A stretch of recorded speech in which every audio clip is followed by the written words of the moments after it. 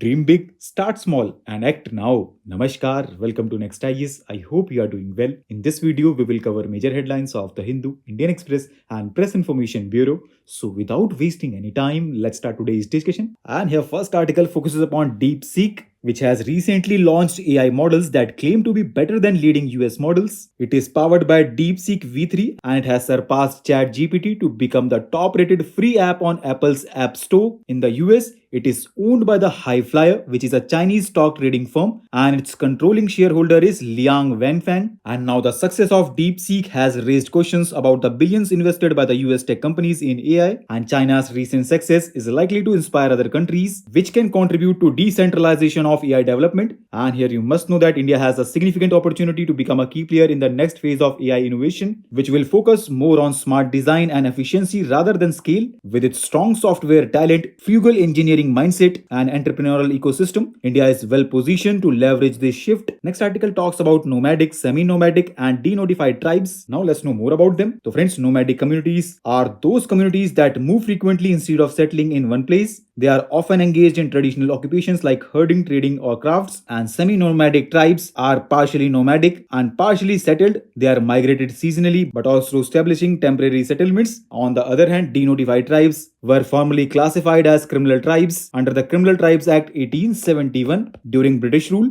The act was repealed in 1952 and these communities were denotified. Now they are in the news because recently Anthropological Survey of India and Tribal Research Institute have categorized 268 denotified, semi-nomadic and nomadic tribes, including 179 recommended for inclusion in the SC, ST and OBC list. Previous attempts to classify these tribes started after the Criminal Tribes Act of 1924 was repealed, and multiple commissions, which includes Kaka Kalekar, Lokur, Mandal, Renke and Idate, have tried to identify these tribes. Now why there is a need for categorization. So friends, completing the classification will allow more targeted welfare and reservation benefits, and some activists also advocating for a distinct classification for denotified tribes within the constitution. Next article focuses upon union budget, which will be presented by the finance minister on February 1st. Now let's know more about it. So friends, it is a comprehensive plan outlining government expenditure, tax policies and fiscal measures that affect the economy. It has three major components, and here first is expenditure, which is divided into capital expenditure, and it includes investment that create long-term assets like new schools or hospitals. Next is revenue expenditure, which includes ongoing costs like salaries and subsidies. It's also categorized by sectors such as general services, economic services, social services and grants, and some of economic and social services constitute development expenditure. Next is receipts, which include revenue receipts, non-debt capital receipts like loan recovery and asset sale,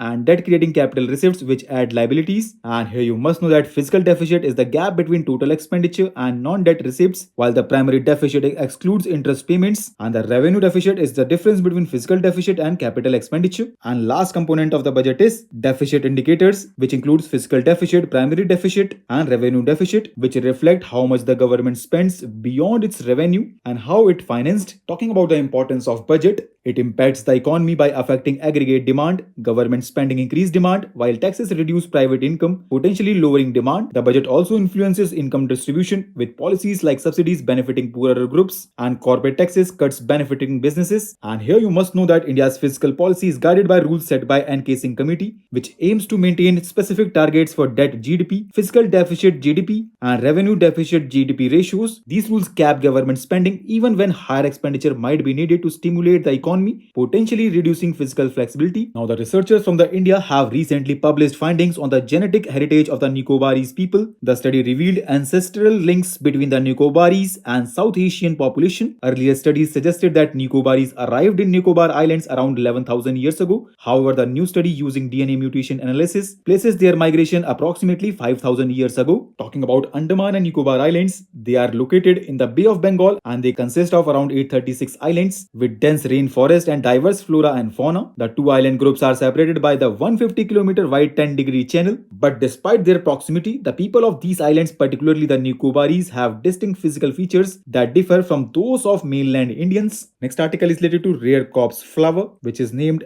Amorphophilus titanum, and it was recently bloomed in Sydney for the first time in over a decade. The corpse flower is native to Sumatra, and these plants, known for their large size and infrequent blooms, release odor compounds to attract carrion insects for pollination. These plants have both male and female flowers. Next article is related to ASER report 2024, which highlights recovery in children's reading and arithmetic skills following the COVID-19 pandemic. According to report, class 3 students improved in arithmetic, and overall reading levels across both government and private school rose to 27.1% in 2024, and states like Haryana, Maharashtra, Odisha and Uttar Pradesh saw a 10% point increase in reading levels. And now Securities and Exchange Board of India is planning to introduce a when-listed platform to allow trading of shares between the closure of an IPO bidding process and official listing on stock exchanges. This aims to reduce unregulated grey market trading, where shares are bought and sold unofficially before listing. Here you must know that grey market trading involves buying or selling shares before they are officially listed, often with a premium above the IPO price. Investors in the grey market hope to profit if the stock opens higher on the listing day, but face losses if it opens lower. So with this, let's conclude today's discussion. Thanks for listening, and for regular updates, you can follow us on various social media platforms.